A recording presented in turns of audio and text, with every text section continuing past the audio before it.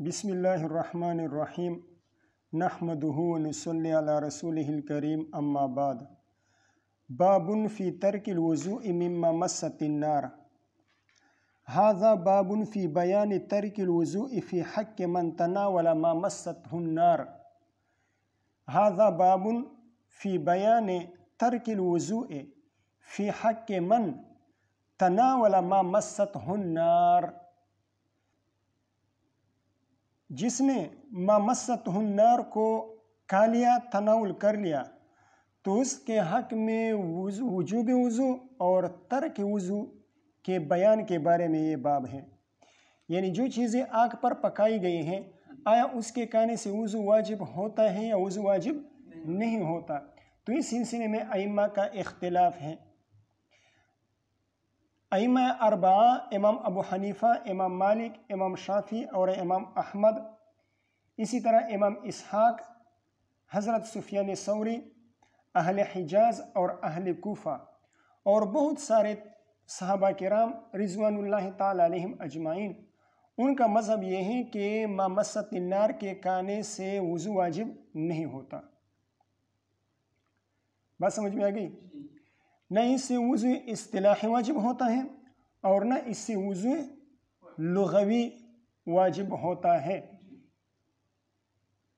نہ وضو اصطلاحی واجب ہوتا ہے اور نہ وضو لغوی واجب ہوتا ہے۔ جبکہ ان کے مقابلے میں حضرت عمر بن عبد العزیز رحمہ اللہ، حضرت حسن بصری، علامہ ابن شہاب زہری، حضرت ابو قلابہ رحمہم اللہ تعالی، ان کا مذہب یہ ہے کہ اکل مما مسته النار سے وضو شرعی، یعنی نماز والا جو وضو ہے، نماز کے لیے جو وضو کیا جاتا ہے، وضو اصطلاحی اور وضو شرعی، وہ واجب ہوتا ہے۔ وہ کیا ہوتا ہے؟ واجب ہوتا ہے۔ اور ان کی دلیل کیا ہے؟ ان کی دلیل حضور صلی اللہ علیہ وسلم کا ارشاد ہے، توضؤوا مما مست النار، توضؤوا مما مست النار، یعنی توضؤوا من اکل ما مست النار، توضؤوا من اکل ما مسته النار، مفعول به محذوف ہے۔ جن چیزوں کو آگ نے چھوا ہے، یعنی جو چیزیں آگ پر پکائی گئی ہیں، ان کو کھانے سے ان کو کھانے کے بعد وضو کر لو۔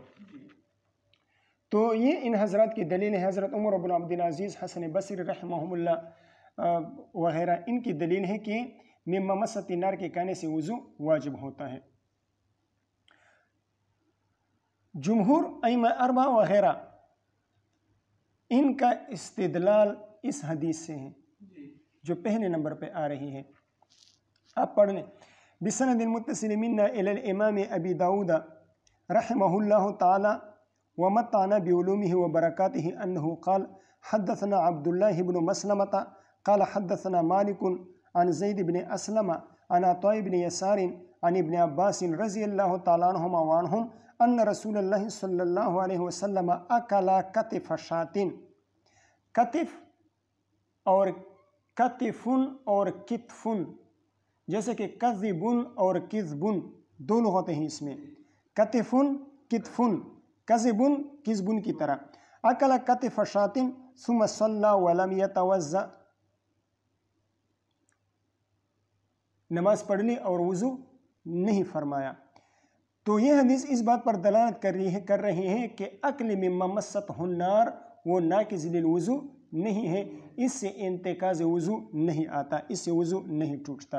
تو یہ جمہور کی دلیل ہے۔ اہل حجاز، اہل کوفہ، سفیان ثوری، امام اسحاق وغیرہ اور کثیر تعداد میں صحابہ کرام، یہ ان کی دلیل ہے کہ اکل مما مسته النار سے وضو واجب نہیں ہوتا، نہ وضو لغوی واجب ہوتا ہے اور نہ وضو اصطلاحی واجب ہوتا ہے۔ کتف یا کتفن یہ شانے کو کہا جاتا ہے، شانہ کالیا۔ جمہور کی طرف سے حضرت عمر بن عبد العزیز رحمہ اللہ، حضرت حسن بصری رحمہ اللہ، ان حضرات کو دلیل یہ ہے کہ توضؤوا مما مست النار، یہ حضرت جابر بن عبداللہ رضی اللہ تعالیٰ کی حدیث کی وجہ سے منسوخ ہے۔ حضرت جابر بن عبداللہ رضی اللہ تعالیٰ کی روایت، وہ روایت نمبر، اللہ آپ کا بھلا کرے، یہ روایت نمبر 192، اس میں آ رہا ہے حضرت جابر بن عبداللہ رضی اللہ تعالیٰ عنہ کی روایت ہے کانا آخر الامرین من رسول اللہ صلی اللہ علیہ وسلم ترک الوضوء مما غیرت النار۔ اس حدیث کی وجہ سے توضع مما مست النار والی روایت وہ منسوخ ہیں۔ بات سمجھ میں آ گئی؟ ایک تو یہ جواب ہو گیا کہ یہ حضرت جابر رضی اللہ تعالیٰ عنہ کی اس روایت نمبر 192 کی وجہ سے منسوخ ہے۔ دوسرا جواب یہ ہے کہ توضع مما مست النار اس میں وضو اصطلاحی مراد نہیں ہے بلکہ اس سے وضو لغوی مراد ہے، یعنی غسل الفم والکفین، ٹھیک ہے، ہاتھ منہ دھونا، اس سے یہ مراد ہے، مزمزہ مراد ہے اور ہاتھ دھونا مراد ہے۔ امام نووی رحمہ اللہ فرماتے ہیں کہ یہ اختلاف صدر اول میں تو تھا لیکن بعد میں علماء کا اتفاق ہو گیا اس بات پر کہ مما مست النار سے وضو واجب نہیں ہوتا۔ بات سمجھ میں آ گئی؟ یہ تو ائمہ کا اختلاف تھا۔ جمہور کا یہ حضرت امام ابو داؤد رحمہ اللہ کا اس سلسلے میں کیا مذہب ہے؟ تو امام ابو داؤد رحمہ اللہ نے یہاں پر جو ابواب کی ترتیب قائم فرمائی ہے اس سے اندازہ ہوتا ہے کہ امام ابو داؤد رحمہ اللہ وجوب وضو مما مست النار کے قائل ہیں۔ کیوں؟ اس لیے کہ انہوں نے پہلے منسوخیت کا باب قائم کیا، باب فی ترک الوضوء مما مست النار، اس سے وجوب وضو مما مست النار کی منسوخیت پر یعنی یہ احادیث جو ہیں یہ اس بات پر دلالت کرتی ہیں کہ مما مست النار کے کانے سے وضو واجب نہیں ہوتا، اس کی منسوخیت پر دلالت کرتے ہیں۔ لیکن اس کے بعد والا جو باب ہے باب التشدید فی ذالک، اس میں انہوں نے وجوب وضو کے احادیث نقل فرمائی ہیں کہ وہ احادیث نقل فرمائی ہیں جو اکل مما مست النار کے بعد وضو کے وجوب پر دلالت کر رہی ہیں۔ تو اس سے معلوم ہوتا ہے کہ امام ابو داؤد رحمہ اللہ وجوب وضو مما مست النار کے قائل ہیں، اور ان کے ہاں مما مست النار سے وجوب وضو کا اس میں 2 مرتبہ نسخ ہوا ہے۔ اس میں کتنی مرتبہ نسخ ہوا ہے؟ پہلے وجوب وضو کا حکم تھا، پھر یہ حکم منسوخ ہو گیا، باب فی ترک الوضوء مما مست النار۔ اس باب کے احادیث سے معلوم ہوتا ہے کہ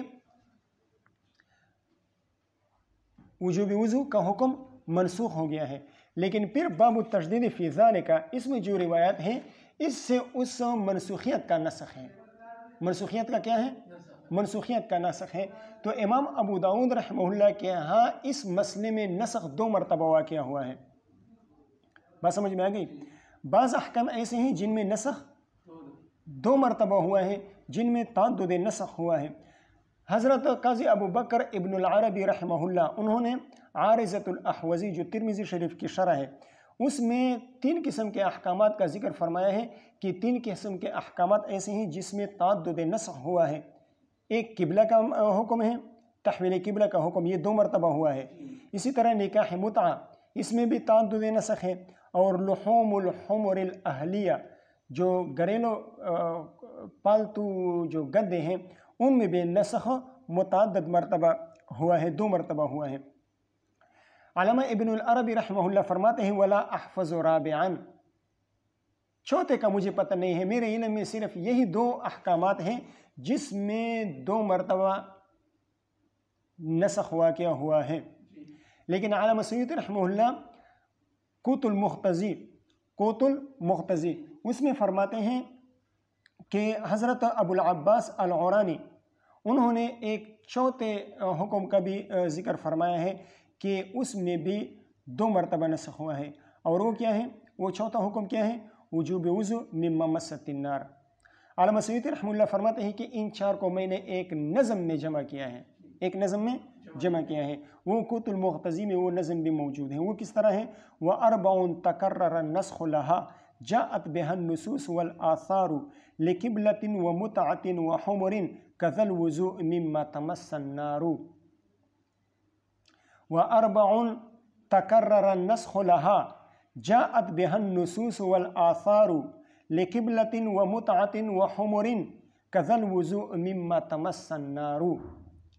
تو اس میں ان 4 کا ذکر ہے، تحویل قبلہ کا، نکاح متعہ کا، حمر الاہلیہ کا، اور مما مست النار سے وجوب وضو کا۔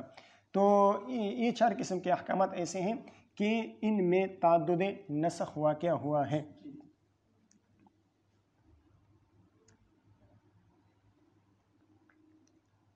وبه قال حدثنا عثمان بن ابی شیبۃ ومحمد بن سلیمان الانباری المانا، یعنی المانا واحد، المانا واحد، دونوں کا معنی ایک ہے، الفاظ اگرچہ مختلف ہیں لیکن معنی دونوں حضرات عثمان بن ابی شیبہ اور محمد بن سلیمان الانباری دونوں اساتذہ کرام کے احادیث کا معنی ایک ہے۔ قالا، یہ دونوں بزرگ فرماتے ہیں حدثنا وکیع عن مسعر بن قدام عن ابی صخرۃ جامع بن شداد عن المغیرۃ بن عبد اللہ عن المغیرۃ بن شعبۃ رضی اللہ تعالی عنہ عنہم قال زفت النبی صلی اللہ علیہ وسلم ذات لیلۃ، زفت النبی صلی اللہ علیہ وسلم لیلۃ، ذات کا لفظ یہ مقحم ہے، میں ایک رات حضور صلی اللہ علیہ وسلم کا مہمان بنا۔ یہاں پر تو یہ ہے کہ میں حضور صلی اللہ علیہ وسلم کا مہمان بنا، لیکن شمائل میں آتا ہے، شمائل ترمذی میں ایک روایت آتی ہے، حضرت مغیرۃ بن شعبہ رضی اللہ تعالیٰ فرماتے ہیں زفت مع النبی صلی اللہ علیہ وسلم، تو اسے معلوم ہوتا ہے کہ میزبان آپ صلی اللہ علیہ وسلم کے علاوہ کوئی اور تھے، اور یہاں پر ابو داؤد کی روایت سے معلوم ہو رہا ہے کہ میزبان حضور صلی اللہ علیہ وسلم تھے، تو دونوں میں بظاہر تعارض آ گیا۔ ابو داؤد کی روایت سے معلوم ہوتا ہے کہ میزبان کون تھے؟ حضور صلی اللہ علیہ وسلم تھے، اور شمائل کی روایت سے معلوم ہوتا ہے کہ میزبان حضور صلی اللہ علیہ وسلم کے علاوہ کوئی اور تھے۔ تو دونوں قسم کی روایات کے درمیان جمع اور تطبیق اس طرح ممکن ہے کہ حضرت مغیرۃ بن شعبہ رضی اللہ تعالیٰ تو آپ کے مہمان تھے، لیکن آپ صلی اللہ علیہ وسلم دیگر حضرات کے ساتھ، دیگر مہمانوں کے ساتھ کسی اور صحابی کے ہاں مہمان تھے، مدعو تھے حضور صلی اللہ علیہ وسلم کسی اور کے ہاں۔ حضرت مغیرۃ بن شعبہ رضی اللہ تعالیٰ حضور صلی اللہ علیہ وسلم کے مہمان تھے، تو حضور صلی اللہ علیہ وسلم حضرت مغیرۃ بن شعبہ رضی اللہ تعالیٰ کے لیے میزبان بنے تھے، اور پھر حضور صلی اللہ علیہ وسلم دیگر مہمانوں کے ساتھ کسی اور صحابی کے مہمان تھے، کسی اور صحابی نے حضور صلی اللہ علیہ وسلم اور دیگر حضرات کو مدعو فرمایا تھا۔ ٹھیک ہے، تو اس طرح جمع دونوں کے درمیان آ جائے گا۔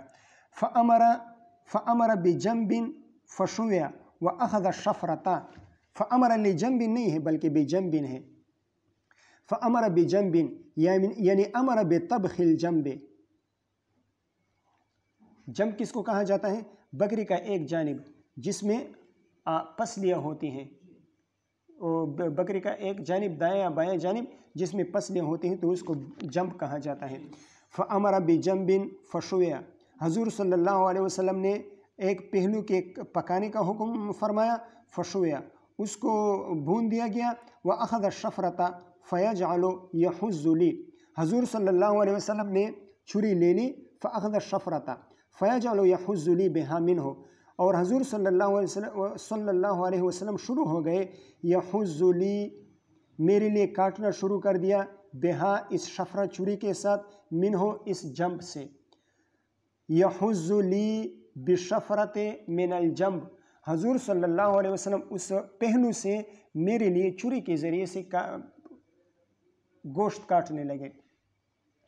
اسی ابو داؤد کی کتاب الاطعمہ جلد ثانی میں ایک روایت آتی ہے، حضور صلی اللہ علیہ وسلم نے چھری کے ساتھ گوشت کاٹنے سے منع فرمایا، اور یہاں پر ہے کہ کاٹ رہے تھے تو تعارض آ گیا۔ اس تعارض کا دفعہ اس طرح ہوگا کہ وہ حدیث کتاب الاطعمہ کی جو حدیث ہے جس میں ممانعت آئی ہے چھری کے ساتھ گوشت کاٹنے سے، وہ حدیث ضعیف ہے، بلکہ یہ علامہ ابن الجوزی رحمہ اللہ فرماتے ہیں کہ وہ حدیث موضوع ہے، اور اگر صحیح تسلیم کر لیا جائے تو پھر جواب یہ ہوگا کہ ممانعت اس صورت میں ہے کہ چھری سے کاٹ بھی دیا جائے اور پھر چھری سے کھا بھی لیا جائے، چھری سے کاٹ بھی لیا جائے گا گوشت اور پھر چھری ہی کے ذریعے سے کھایا جائے چمچ کی طرح، تو یہ ممنوع ہوگا، یا اس صورت پر محمول ہوگا کہ کوئی ضرورت نہ ہو چھری کے ساتھ کھانے کی یا کاٹنے کی، کوئی ضرورت چھری کے ساتھ کاٹنے کی کوئی ضرورت نہ ہو تب ممانعت ہوگی۔ قال، حضرت مغیرۃ بن شعبہ رضی اللہ تعالیٰ فرماتے ہیں، فجاء بلال فآذنہ بالصلاۃ، حضرت بلال رضی اللہ تعالیٰ تشریف لائے، فآذنہ بالصلاۃ عالمہ بوقت قیام الصلاۃ، یا رسول اللہ نماز کھڑے ہونے والے ہیں، نماز کا وقت ہو چکا ہے۔ فآذنہ بالصلاۃ اے عالمہ بوقت قیام الصلاۃ قال حضرت مغیرۃ بن شعبہ رضی اللہ تعالیٰ عنہ فرماتے ہیں فألقى الشفرۃ وقال حضور صلی اللہ علیہ وسلم نے چھری رکھ لی اور فرمایا ما لہ تربت یداہ ما لہ مال بلال تربت یداہ۔ تربت یداہ یہ لوم کے طور پر استعمال کیا جاتا ہے، کسی بات پر انکار کرنے کے لیے استعمال کیا جاتا ہے، اس میں اصل بد دعا ہے لیکن یہاں پر بد دعا مراد نہیں ہے۔ عرب بعض الفاظ ایسے استعمال کرتے ہیں جو ظاہراً تو بد دعا ہوتے ہیں، جیسے کہ ما لا ام لک ولا اب لک، لا ام لک ولا اب لک، لیکن اس سے مقصود تحسین ہوتی ہے، دعا ہوتی ہے، اس سے اس کا جو ظاہری معنی ہوتا ہے بد دعا وہ مقصود نہیں ہوتی۔ اسی طرح یہاں پر بھی ہے تربت یداہ، آپ کے ہاتھ خاک اس کے ہاتھ خاک آلود ہو جائے، لیکن یہ معنی مراد نہیں ہے، بلکہ کسی چیز پر کسی بات پر انکار کرنے کے لیے عرب اس کو استعمال کیے جاتے ہیں۔ اب اس میں یہ دیکھنا ہوتا ہے کہ قائل کون ہے۔ اگر قائل دوست ہوں تو وہ الفاظ دعا کے طور پر استعمال کیے جائیں گے، بد دعا کے طور پر استعمال نہیں کیے جائیں گے، اگرچہ وہ الفاظ کتنے ہی کردرے اور کتنے ہی سخت اور کتنے ہی کڑوے کیوں نہ ہو، اور اگر کہنے والا دشمن ہو تو پھر اس کو بد دعا پر محمول کیا جائے گا، اگرچہ وہ الفاظ کتنے ہی شیریں اور کتنے ہی نرم اور کتنے ہی خوبصورت کیوں نہ ہو۔ ٹھیک ہے، الفاظ کو دیکھا جائے گا، قائل کو دیکھا جائے گا۔ قائل دوست ہیں تو الفاظ چاہے جس طرح بھی ہو اس سے برا معنی مراد نہیں لیا جائے گا، اور اگر قائل دشمن ہو تو پھر اس کا بد دعا والا معنی مراد ہوگا، چاہے الفاظ کتنے ہی میٹھے اور شیریں کیوں نہ ہو۔ وقام، حضور صلی اللہ علیہ وسلم کھڑے ہو گئے، وقام من غیر ان یجدد الوضوء، حضور صلی اللہ علیہ وسلم نے تجدید وضو کے بغیر کھڑے ہو گئے، یصلی، نماز پڑھنے لگے۔ زاد الانباری، حضور صلی اللہ علیہ وسلم نے اس پر نکیر کیوں فرمایا، انکار کیوں فرمایا؟ تربت یداہ، ہم نے کیا کہا کہ تربت یداہ سے کیا مراد ہے؟ اصل معنی بد دعا مراد نہیں ہے، بلکہ اس سے حضرت بلال رضی اللہ تعالیٰ کے اس فعل پر انکار مقصود تھا۔ تو حضور صلی اللہ علیہ وسلم نے انکار کیوں کیا؟ حضور صلی اللہ علیہ وسلم نے یہ ارشاد اس لیے فرمایا ما لہ تربت یداہ، نکیر اس لیے فرمائی کہ حضرت بلال رضی اللہ تعالیٰ کے لیے مناسب یہ تھا کہ جب آپ صلی اللہ علیہ وسلم مہمان کے ساتھ کھانے میں مشغول تھے تو انہیں نماز کی اطلاع نہیں دینی چاہیے تھی، کچھ دیر توقف کرنا چاہیے تھا۔ آپ صلی اللہ علیہ وسلم جب کھانے سے فارغ ہو جاتے تب آپ نماز کے بارے میں بتاتے کہ یا رسول اللہ نماز کا وقت ہونے والا ہے، لیکن جب حضرت بلال رضی اللہ تعالیٰ نے اطلاع دے دی تو حضور صلی اللہ علیہ وسلم نے اپنے رب، اپنے خالق کے امر کے ادب کے لیے کھانے کو فوراً چھوڑ دیا اور کھڑے ہو گئے، اپنے رب کے امر کے احترام میں فوراً کھڑے ہو گئے اور کھانے کو ترک کر دیا، چھوڑ دیا۔ وزاد الانباری، یہ الفاظ یہاں تک جو ہیں یہ دونوں حضرت عثمان بن ابی شیبہ اور محمد بن سلیمان الانباری رحمہم اللہ تعالیٰ، ان دونوں کے الفاظ تھے۔ اب آگے کے جو الفاظ آ رہے ہیں وہ عثمان بن ابی شیبہ رحمہ اللہ کی روایت میں موجود نہیں ہیں، یہ الفاظ صرف اور صرف محمد بن سلیمان الانباری رحمہ اللہ کی روایت میں موجود ہیں۔ فرماتے ہیں وزاد الانباری وکان شاربی وفا، حضرت مغیرۃ بن شعبہ رضی اللہ تعالیٰ فرماتے ہیں کہ اتفاقاً اس دن میرے جو مونچھے ہیں وہ کچھ بڑے ہوئے تھے، فقصہ لی علی سواکن، تو حضور صلی اللہ علیہ وسلم نے مونچھوں پر مسواک رکھ کر اس کو کاٹ دیا۔ او قالا، یا یہ فرمایا حضرت مغیرۃ بن شعبہ رضی اللہ عنہ نے، یا حضور صلی اللہ علیہ وسلم نے یہ فرمایا اقصہ لک علی سواکن، اقصہ لک علی سواکن، میں آپ کے بال، میں آپ کی مونچھیں، میں آپ کے لیے آپ کی مونچھیں کاٹ دوں گا، میں آپ کی مونچھیں کاٹ دوں گا۔ اس کا خلاصہ یہ ہے کہ حضرت محمد بن سلیمان الانباری رحمہ اللہ کی روایت میں وکانہ شاربی وفا کے بعد کسی راوی کو شک واقع ہوا ہے، کسی راوی کو شک واقع ہے کہ قص الشارب یہ حضور صلی اللہ علیہ وسلم کی طرف سے واقع ہوا تھا یا نہیں، مونچھوں کو کاٹنا حضور صلی اللہ علیہ وسلم کی طرف سے واقع ہوا تھا یا صرف وعدہ ہوا تھا؟ یعنی نماز پڑھنے سے پہلے حضور صلی اللہ علیہ وسلم نے حضرت مغیرۃ بن شعبہ رضی اللہ تعالیٰ عنہ کی مونچھیں کاٹی تھی، یا یہ فرمایا تھا کہ نماز پڑھنے کے بعد، نماز سے فراغت کے بعد میں آپ کی مونچھیں کاٹوں گا؟ تو یہ پہلے واقع ہوا تھا یا وعدہ فرمایا تھا کہ میں بعد میں کاٹوں گا؟ فقصہ لی علی سواکن، اس سے معلوم ہوتا ہے کہ حضور صلی اللہ علیہ وسلم نے ان کی مونچھیں کاٹ دی تھی۔ اور اقصہ لک علی سواکن، اس سے معلوم ہوتا ہے کہ حضور صلی اللہ علیہ وسلم نے وعدہ فرمایا تھا کہ نماز سے فراغت کے بعد میں آپ کی مونچھیں کیا کر لوں گا؟ کاٹ لوں گا۔ تو راوی کو شک واقع ہوا کہ مونچھوں کا کاٹنا نماز سے پہلے واقع ہوا تھا یا وعدہ ہوا تھا کہ نماز کے بعد میں آپ کی مونچھیں کاٹ دوں گا، کچھ کم کر لوں گا۔ ٹھیک ہے، اس حدیث سے کچھ مسائل ثابت ہوتے ہیں۔ پہلا مسئلہ یہ ہے کہ مہمان کا اکرام کرنا یہ مستحب ہے، اور اسے بہترین سے بہترین طعام کھلانا یہ مستحب ہے۔ دوسرا مسئلہ یہ ہے کہ اگر کوئی ضرورت سامنے پیش آ جائے، اگر کوئی ضرورت عارض آ جائے تو عارضی طور پر مہمان کی خدمت کو موقوف کرنا جائز ہے۔ جیسے کہ حضور صلی اللہ علیہ وسلم مہمان کے ساتھ بیٹھے ہوئے تھے، لیکن جب حضرت بلال رضی اللہ تعالیٰ عنہ نے نماز کا اعلان فرما دیا تو حضور صلی اللہ علیہ وسلم نے کھانے کو چھوڑ دیا، نماز کی طرف متوجہ ہو گئے۔ تیسرا مسئلہ یہ ہے کہ طاعات کی طرف مبادرہ اور جلدی یہ مستحب ہے، طاعات کی طرف جلدی کرنی چاہیے، طاعات کی طرف جلدی کرنا یہ مستحب ہے۔ چوتھا مسئلہ یہ ہے کہ آدمی کے لیے جائز ہے کہ وہ اس قسم کے الفاظ استعمال کرے جو ظاہراً ذم اور بد دعا پر محمول ہو، جن کا ظاہری معنی، ظاہری مطلب اور مفہوم یہ ذم اور بد دعا کا بن رہا ہو، تو اس طرح کے الفاظ استعمال کرنے یہ جائز ہیں۔ کتنے مسائل ہو گئے؟ 4۔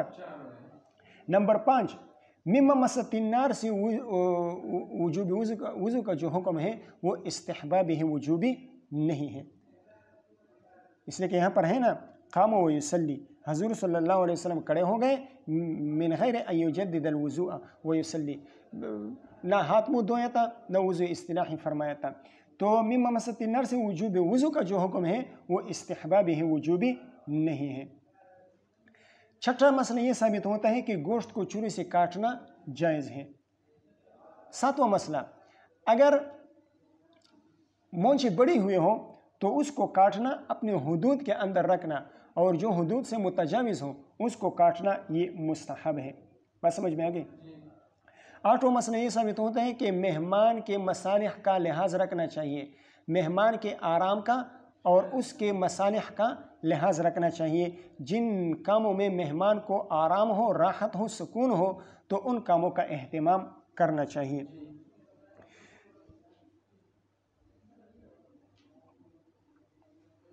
وبه قال حدثنا مسدد قال حدثنا ابو الاحوص۔ کنڈی لگا لو، کیوں دیر سے آئے؟ بارش تو کب کی رک چکی ہے۔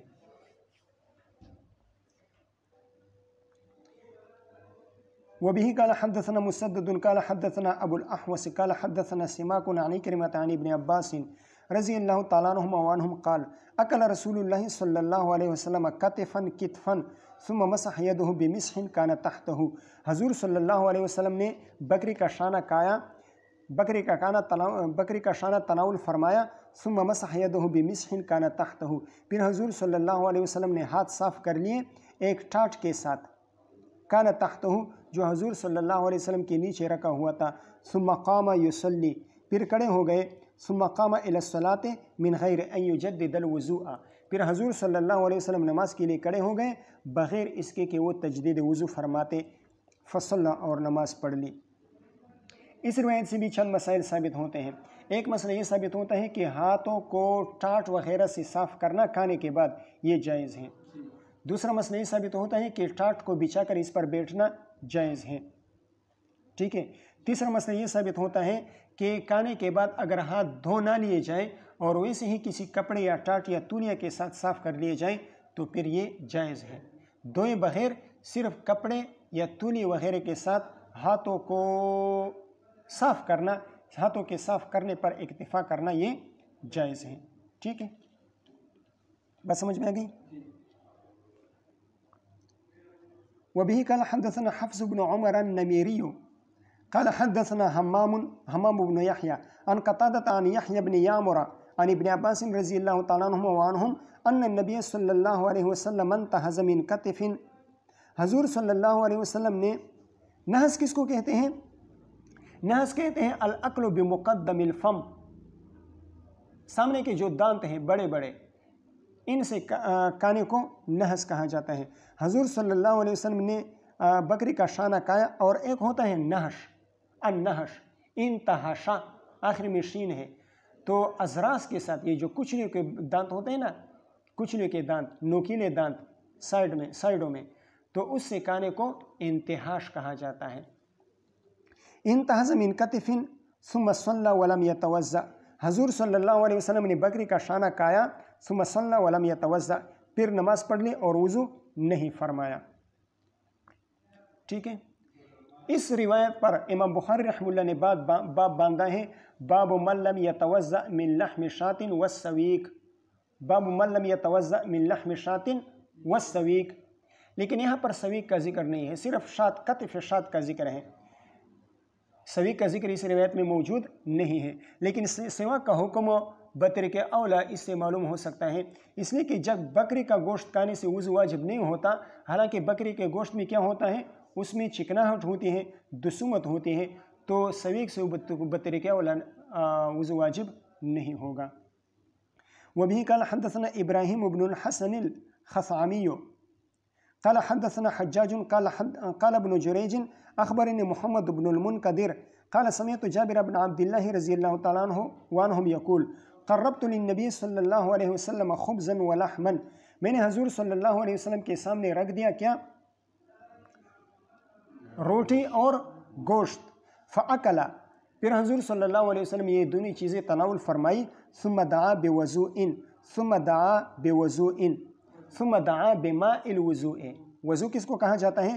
الماء الذی یتوضأ بہ، اس پانی کو کہا جاتا ہے جس کے ساتھ وضو کیا جاتا ہے، وہ منگوایا، فتوضأ بہ، اس پانی کے ذریعے سے وضو فرما لیا، ثم صلی الظہر، پھر ظہر کی نماز پڑھ لی، ثم دعا بفضل طعامہ، پھر حضور صلی اللہ علیہ وسلم نے باقی ماندہ کھانا منگوایا، فاکلا، پھر کھا لیا، چونکہ حضور صلی اللہ علیہ وسلم نے درمیان میں کھانا چھوڑ دیا تھا، تو اس وجہ سے جب نماز سے فارغ ہو گئی تو دوبارہ کھانا منگوا لیا، فاکلا ثم قام الی الصلاۃ ولم یتوضأ، پھر حضور صلی اللہ علیہ وسلم نماز کے لیے کھڑے ہو گئے اور وضو نہیں فرمایا۔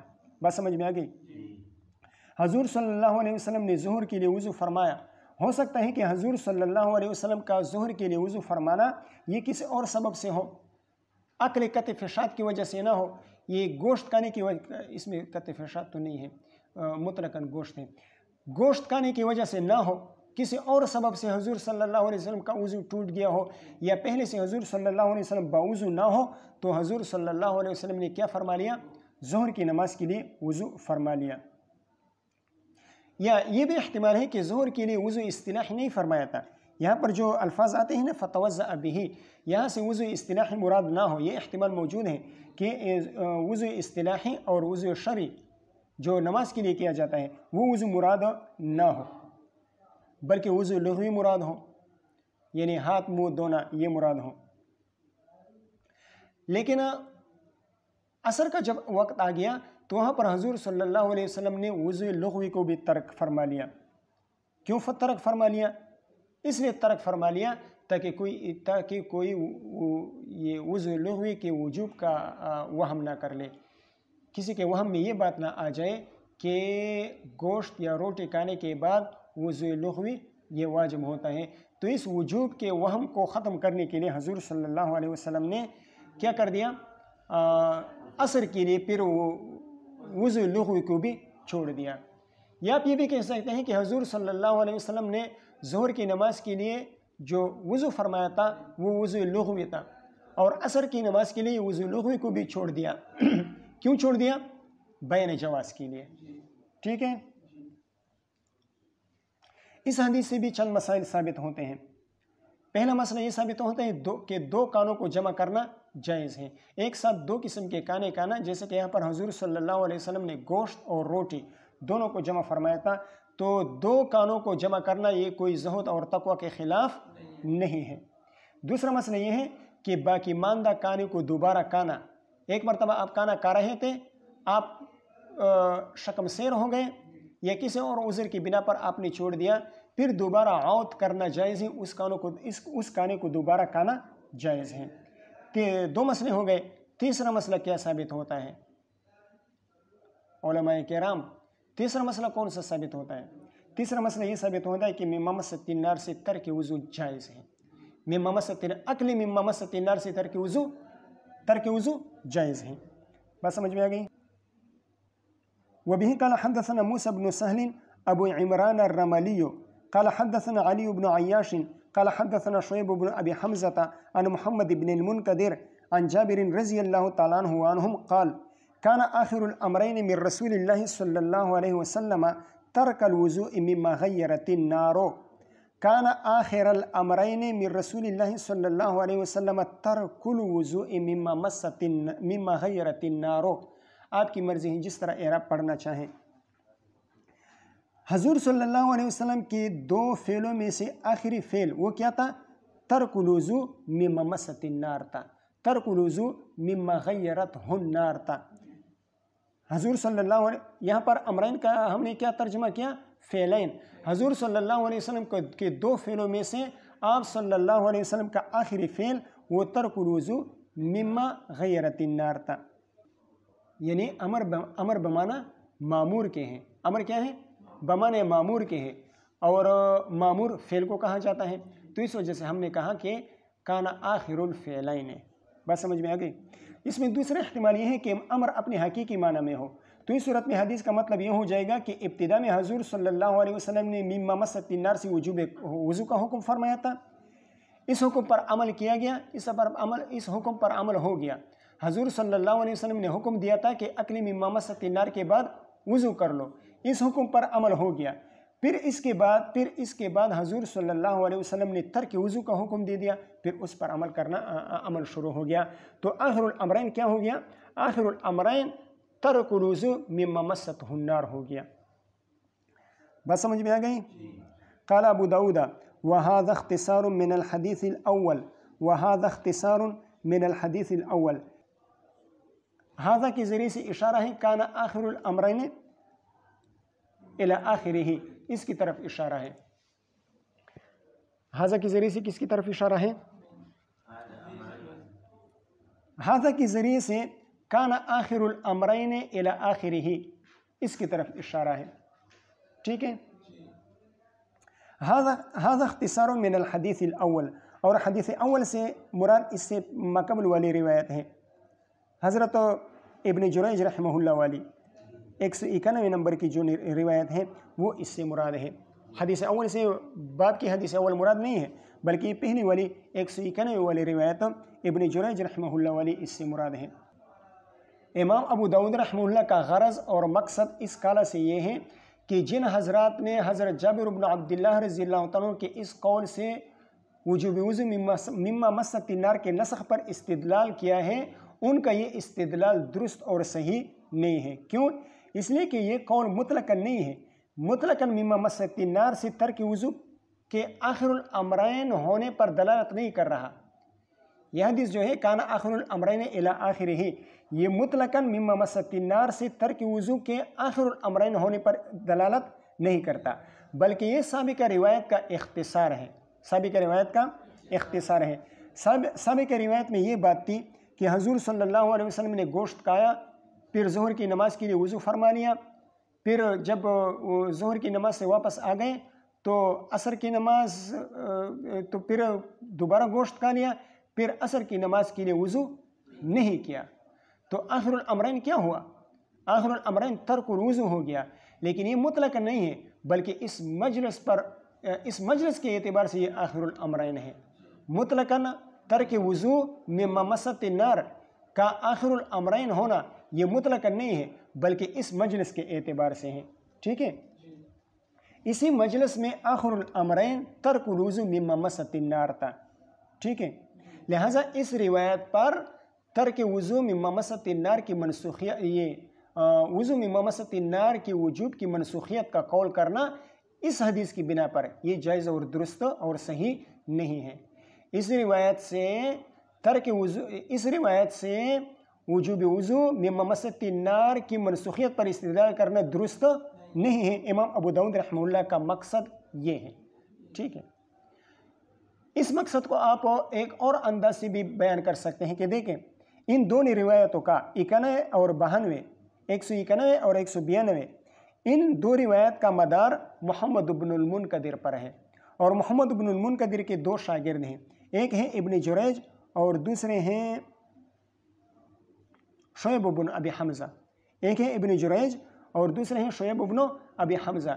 ابن جریج رحمہ اللہ نے تو تفصیلی روایت بیان کر دی، لیکن شعیب بن ابی حمزہ رحمہ اللہ نے اس کا خلاصہ بیان کر دیا، اس روایت نمبر 191 کا خلاصہ اپنے انداز میں بیان کر دیا، اور خلاصہ بیان کرنے میں ان سے تسامح ہو گیا، آپ یہ بھی کہہ سکتے ہیں۔ جواب کیا ہے؟ حضرت مولانا خلیل احمد سہارنپوری رحمہ اللہ نے یہ جواب دیا ہے کہ یہ قول امام ابو داؤد رحمہ اللہ کا یہ قول اور یہ ظن یہ ناشی من غیر دلیل ہے، اس پر کوئی دلیل موجود نہیں ہے، اس لیے کہ امام ابو داؤد رحمہ اللہ کے اس قول کی صحت اس پر موقوف ہے کہ پہلے تو یہ بات ثابت ہو جائے کہ حضور صلی اللہ علیہ وسلم نے ظہر کی نماز کے لیے جو وضو فرمایا تھا وہ گوشت کھانے کی وجہ سے فرمایا تھا، کس اور سبب سے فرمایا اور نہیں فرمایا تھا؟ کس وجہ سے فرمایا تھا؟ گوشت کھانے کی وجہ سے فرمایا تھا، کسی اور سبب سے نہیں فرمایا تھا، حالانکہ یہ بات ثابت نہیں ہے، بلکہ یہاں پر یہ احتمال موجود ہے کہ آپ صلی اللہ علیہ وسلم کا یہ وضو کسی اور حدث کی وجہ سے ہو، یا جیسے کہ میں نے پہلے شروع میں عرض کر دیا کہ حضور صلی اللہ علیہ وسلم پہلے سے بے وضو تھے، پہلے سے حضور صلی اللہ علیہ وسلم کا وضو موجود نہیں تھا، یا وضو موجود تھا لیکن کسی اور سبب کی بنا پر آپ کا وضو ٹوٹ گیا ہو، تو اس بات کا احتمال موجود ہے۔ اور اگر بالفرض کچھ دیر کے لیے ہم اس بات کو تسلیم کر لیں کہ آپ صلی اللہ علیہ وسلم کا وضو فرمانا یہ اکل لحم کی وجہ سے تھا، تو ہمیں یہ بات تسلیم نہیں ہے کہ آپ کا یہ فعل مطلقاً آخر الامرین نہیں ہے۔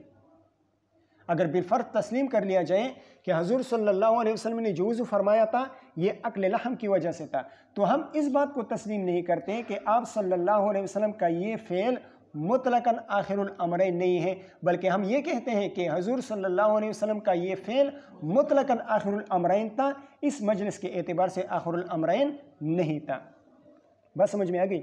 اس مجلس کے اعتبار سے آخر الامرین ہونا یہ ہمیں تسلیم نہیں ہے، ہم یہ کہتے ہیں کہ آپ کا اس مجلس میں آخر الامرین مطلقاً آخر الامرین نہ تھا۔ ہاں البتہ اگر یہ بات ثابت ہو جائے کہ آپ صلی اللہ علیہ وسلم نے اس مجلس کے بعد اس کے خلاف کوئی حکم نہ دیا ہو، اس مجلس کے بعد حضور صلی اللہ علیہ وسلم نے اس کے خلاف کوئی حکم نہ دیا ہو، تب تو آپ کی بات درست ثابت ہو سکتی ہے، آپ کی بات صحیح ثابت ہو سکتی ہے، یعنی اس مجلس کے بعد حضور صلی اللہ علیہ وسلم نے مم ممست النار سے وجوب وضو کا حکم دیا ہو، تب آپ کا ارشاد درست ہے، امام ابو داؤد رحمہ اللہ کا ارشاد تب درست ہے جب اس مجلس کے بعد کسی اور موقع پر حضور صلی اللہ علیہ وسلم نے وجوب وضو کا حکم دیا ہو مم ممست النار سے، ٹھیک ہے۔ لیکن اس مجلس کے بعد اس کے خلاف، اس مجلس کے بعد حضور صلی اللہ علیہ وسلم کے اس فعل کے خلاف کوئی بات ثابت نہیں ہے، یعنی اس مجلس کے بعد حضور صلی اللہ علیہ وسلم نے یہ حکم دیا ہو کہ مم ممست النار سے وضو واجب ہوتا ہے، یہ حکم دیا ہو، یہ بات ثابت نہیں ہے۔ لہٰذا اس مجلس میں حضور صلی اللہ علیہ وسلم کا آخر الامرین کا ترک وضو ہونا یہ مطلقاً آخر الامرین ہے، اس مجلس کے اعتبار سے نہیں ہے، ٹھیک ہے؟ بات سمجھ میں آ گئی؟ اگر امام ابو داؤد رحمہ اللہ کی اس بات کو تسلیم کر لیا جائے کہ یہ حدیث اول کا اختصار ہے، تب بھی کوئی مسئلہ نہیں ہے، اس لیے کہ اس حدیث سے حضرت جابر بن عبداللہ رضی اللہ تعالیٰ عنہ کی اس حدیث سے کانا آخر الامرین کانا آخر الفعلین الی آخرہ، اس سے محققین نے مم ممست النار سے وجوب وضو کی منسوخیت پر استدلال کیا ہے۔ محققین نے اسی روایت سے، روایت نمبر 192 سے، اسی روایت سے حضرت جابر بن عبداللہ رضی اللہ تعالیٰ عنہ کی اسی روایت سے کس پر استدلال کیا ہے؟ محققین نے وجوب وضو کی منسوخیت پر استدلال فرمایا ہے، وجوب وضو کے ترک پر استدلال فرمایا ہے۔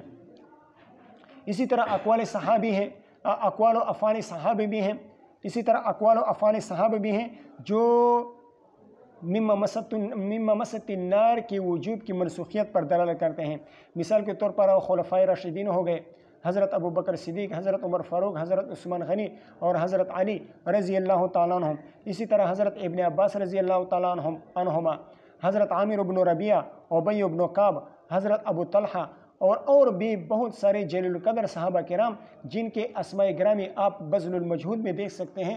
بہت سارے صحابہ کرام کا مذہب یہ نقل فرمائے ہیں کہ وہ مما مست النار کے عقل سے وجوب وضو کے قائل نہیں تھے۔ ٹھیک ہے۔ وبه قال حدثنا احمد بن عمرو بن السرح قال حدثنا عبد الملك بن ابي كريمة قال ابن السرح من خيار المسلمين۔ امام ابو داود رحمہ اللہ فرماتے ہیں کہ قال شیخ احمد بن عمرو بن السرح قال ابن السرح، امام ابو داود رحمہ اللہ فرماتے ہیں کہ میرے شیخ احمد بن عمرو بن السرح انہوں نے فرمایا کان عبد الملک من خیار المسلمین، کان عبد الملک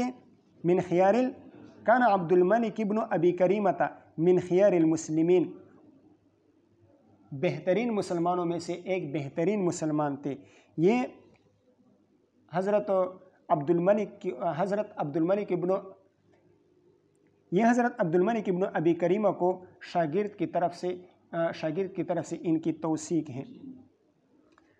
شاگرد احمد بن عمرو بن السرح انہوں نے اپنے استاذ عبد الملک ابن ابی کریمہ ان کی توثیق فرمائی ہے۔ قال حدثني عبید بن ثمامۃ المرادی، یہاں پر عبید ہے لیکن اصل میں ہے عتبہ بن ثمامہ، صحیح ہیں۔ قال قدم علینا مصر عبد اللہ بن الحارث بن جزء، عبد اللہ بن الحارث بن جز ہمارے پاس مصر تشریف لائے۔ یہ کون تھے؟ عبداللہ بن الحارث بن جز، یہ کون تھے؟ من اصحاب رسول اللہ صلی اللہ علیہ وسلم، یہ صحابہ کرام میں سے تھے۔ ان کا نام عاصی تھا، پھر حضور صلی اللہ علیہ وسلم کے ان کا نام تبدیل کر کے حضرت عبداللہ رکھ لیا۔ ٹھیک ہے۔ مصر میں آخری صحابی تھے وفات کے اعتبار سے، مصر میں جتنے صحابہ کرام تھے ان میں سب سے آخر میں ان کا انتقال ہو گیا۔ فسمعته يحدث في مسجد مصر، حضرت عتبہ بن ثمامہ رحمہ اللہ تعالیٰ فرماتے ہیں کہ میں نے انہیں سنا اس حال میں کہ وہ حدیث بیان کر رہے تھے مصر کے کسی مسجد میں۔ قال حضرت عبداللہ بن الحارث بن جز نے فرمایا لقد رأیتنی سابع سبعۃ او سادس سبعۃ او سادس ستۃ، لقد رأیتنی یعنی لقد رأیت نفسی سابع سبعۃ، کہ سات میں میں ساتواں تھا یا 6 کو 7 بنانے والا تھا۔ سابع سبعۃ ان کا کیا مطلب ہوا ہے؟ یہ رأیتو کے لیے مفعول ثانی ہے، اس کا کیا مطلب ہوا؟ 7 میں میں 7واں تھا یا 6 کو 7واں بنانے والا تھا۔ او سادس ستۃ یا 6 کو 7 بنانے والا تھا، 6 کو 7 بنانے والا تھا، یعنی ہم کل 6 افراد تھے مع رسول اللہ صلی اللہ علیہ وسلم فی دار رجل، ایک آدمی کے گھر میں۔ فمر بلال، حضرت بلال رضی اللہ تعالیٰ عنہ کا گزر وہاں سے ہوا۔ فناداہ بالصلاۃ، حضرت بلال رضی اللہ تعالیٰ عنہ نے حضور صلی اللہ علیہ وسلم کو نماز کا اعلان کرا دیا، نماز کے بارے میں بتا دیا۔ فخرجنا من الدار فمررنا برجل، ہم گھر سے نکلے، اس آدمی صحابی کے گھر سے نکلے تو ہم مسجد کے لیے نماز کے لیے مسجد جا رہے تھے۔ فمررنا برجل، ہم ایک آدمی کے پاس سے گزرے۔ وبرمته علی النار، برما ہانڈی کو کہا جاتا ہے، پتھر کی ہانڈی کو کہا جاتا ہے، برام اس کی جمع آتی ہے۔ وبرمته تطبخ علی النار، اور ان کی ہانڈی یہ آگ پر رکھی ہوئی تھی، اس میں کچھ تھا، گوشت وغیرہ تھا، وہ پک رہا تھا۔ فقال له رسول اللہ صلی اللہ علیہ وسلم، حضور صلی اللہ علیہ وسلم نے ان سے فرمایا اطابت برمتک یعنی تم و کمل نزح برمتک، آیا آپ کی برما میں، آپ کی ہانڈی میں جو ہے وہ پک چکا ہے، اچھی طرح کامل طریقے سے پک چکا ہے، یا یوں کہیں اطاب ما فی برمتک، اطاب ما فی برمتک، آپ کی ہانڈی میں جو کچھ پک رہا ہے آیا وہ پک چکا ہے، اس کا پکنا یہ پورا ہو چکا ہے۔ ذکر المحل و ارادت الحال کی قبیل میں سے ہیں۔ ذکر المحل، محل کا ذکر ہوا ہے یہاں یعنی ہانڈی کا، اور مراد اس ہانڈی کے اندر جو کچھ جس چیز کا نزول ہوا ہے، جو چیز اس کے اندر ہے وہ مراد ہے، یعنی گوشت پک چکا ہے۔ قالا، ان صحابی نے عرض کیا، نعم بے ابی انت و امی، جی ہاں یا رسول اللہ، میرے ماں باپ آپ پر قربان ہو جائے، وہ پک چکا ہے۔ فتناول منها بضعۃ فاخذ منها بضعۃ، حضور صلی اللہ علیہ وسلم نے اس ہانڈی میں سے ایک گوشت کا ٹکڑا لے لیا۔ فلم یزل یعلقها حتی احرم للصلاۃ، حضور صلی اللہ علیہ وسلم مسلسل اسے چبا رہے تھے، اس گوشت کے ٹکڑے کو چبا رہے تھے، حتی احرم للصلاۃ، حتی کبر للتحریم، حتی کبر للتحریم، نماز کے لیے تکبیر تحریمہ باندھ لی۔ تحریمہ کیوں کہا جاتا ہے؟ اس لیے کہا جاتا ہے کہ اس کے جب یہ آپ نے باندھ لیا تو خارج صلاۃ جو چیزیں آپ کے لیے مباح تھی، جائز تھی، وہ حرام ہو جاتی ہیں۔ احرم للصلاۃ یعنی کبر للتحریم، یعنی تکبیر سے کچھ دیر پہلے حضور صلی اللہ علیہ وسلم نے اس گوشت کے ٹکڑے کو جس کو وہ چبا رہے تھے، تحریمہ سے پہلے کچھ دیر پہلے اسے نگل لیا۔ وَأَنَا أَنظُرُ إِلَيْهِ وَأَنَا أَنظُرُ إِلَى فِعْلِ رسول اللہ صلی اللہ علیہ وسلم ذَلِكَ وَأَنَا أَنظُرُ إِلَى فِعْلِهِ ذَلِكَ، میں حضور صلی اللہ علیہ وسلم کی اس فعل کو توجہ کے ساتھ، غور کے ساتھ دیکھ رہا تھا۔ اس کے دو مطلب ہو سکتے ہیں، ایک یہ کہ اس موقع پر میں حضور صلی اللہ علیہ وسلم کے فعل کو دیکھ رہا تھا، مشاہدہ کر رہا تھا، ایک یہ مطلب ہے، اور ایک یہ مطلب ہے کہ حضرت عبداللہ ابن الحارث ابن جز رضی اللہ تعالیٰ فرماتے ہیں کہ یہ واقعہ مجھے اس طرح یاد ہے گویا کہ میں اب بھی اس واقعے کو دیکھ رہا ہوں، اتنا زیادہ، اتنا اچھی طرح مجھے یاد ہے، بنرسانس ہو گیا، اتنا اچھی طرح مجھے یاد ہے گویا کہ اب بھی میں وہ واقعہ حضور صلی اللہ علیہ وسلم کو اب بھی میں دیکھ رہا ہوں۔ اس حدیث سے بھی کچھ مسائل ثابت ہوتے ہیں۔ پہلا مسئلہ یہ ثابت ہوتا ہے کہ جن دو آدمیوں یا زیادہ آدمیوں کا آپس میں انبساط اور بے تکلفی ہو، آپس میں بے تکلفی ہو، تو ایک دوسرے سے کھانے پینے کی چیز مانگ سکتا ہے کہ مجھے فلاں چیز کھلاؤ، مجھے فلاں چیز پلاؤ، کھانے پینے کی چیز مانگ سکتے ہیں، اس میں کوئی خرابی نہیں ہے۔ دوسرا مسئلہ یہ ثابت ہوتا ہے کہ اگر مما مست النار کے کھانے سے ہاتھ منہ نہ دھو لیے جائے، یعنی وضو لغوی نہ کر لیا جائے، تب بھی کوئی حرج کی بات نہیں ہے، اس میں کوئی مذائقہ نہیں ہے۔ تیسرا مسئلہ یہ ثابت ہوتا ہے کہ کھانے کے بعد بغیر مزمزہ کے، منہ دھوئے بغیر نماز شروع کرنا جائز ہے۔ اور چوتھا مسئلہ اللہ کا بھلائی کرے، یہ ثابت ہوتا ہے کہ مقتدی، عالم، مفتی، شیخ کے افعال کا مشاہدہ کرنا چاہیے اور اس سے سیکھنا چاہیے، اس کے افعال کا مشاہدہ کرنا چاہیے، اس سے سیکھنے کی نیت سے اس کے افعال کو دیکھنا چاہیے۔ باب التشدید فی ذالک، یہی وہ باب ہے جو ابتدا میں نے آپ سے عرض کیا تھا کہ امام ابو داؤد رحمہ اللہ کے ہاں اس مسئلے میں نسخ دو مرتبہ واقع ہوا ہے۔ ایک مرتبہ وجوب وضو مما مست النار منسوخ ہو گیا، باب فی ترک الوضو مما مست النار، اس میں وہ روایت آ گئی منسوخیت والی۔ پھر یہ باب التشدید فی ذالک، اس باب میں جو روایت ہیں، ان روایات کے ذریعے سے منسوخیت منسوخ ہو گئی۔ اب امام ابو داؤد رحمہ اللہ کے ہاں وجوب وضو کا حکم ہے، وجوب وضو مما مست النار کا حکم ہے، ٹھیک ہے۔ وبه قال حدثنا مسدد قال حدثنا يحيى عن شعبة قال حدثني أبو بكر بن حفص عن الأغر عن أبي هريرة رضي الله تعالى عنه وعنهم قال قال رسول الله صلى الله عليه وسلم الوضوء من منزجة النار، الوضوء من منزجة النار، الوضوء مرفوع اور منصوب دونوں پڑھ سکتے ہیں۔ اگر مرفوع ہو تو پھر اس طرح ہوگا الوضوء واجب من منزجته النار، یا یجب الوضوء من منزجته النار، ٹھیک ہے۔ اور اگر منصوب ہو تو منصوب علی الاغراء ہوگا، یعنی الزم الوضوء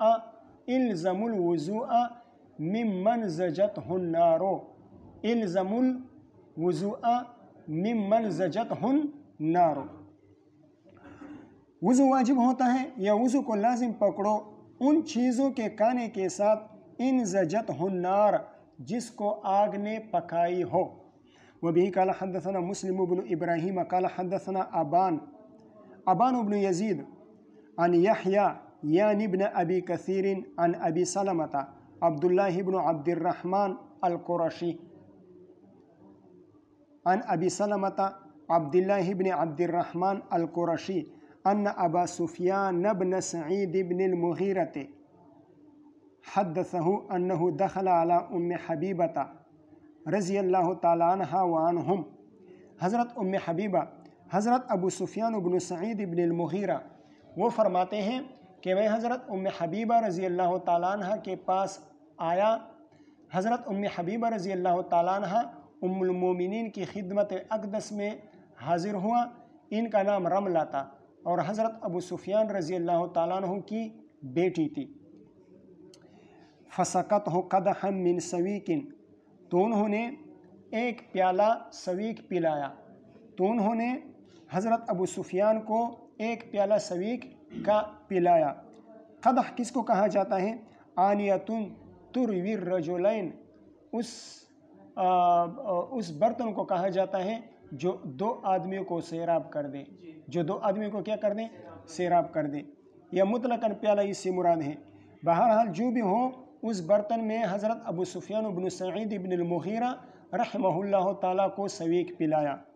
فدعا بماء، حضرت ابو سفیان بن المغیرہ حضرت ابو سفیان بن سعید ابن المغیرہ رحمہ اللہ تعالیٰ نے پانی منگوایا. فمزمزہ، اور مزمزہ فرما لیا، یعنی منہ دھو لیا. قالت، حضرت ام حبیبہ رضی اللہ تعالیٰ عنہ نے ان سے فرمایا، یبن اختی الا تتوضأ.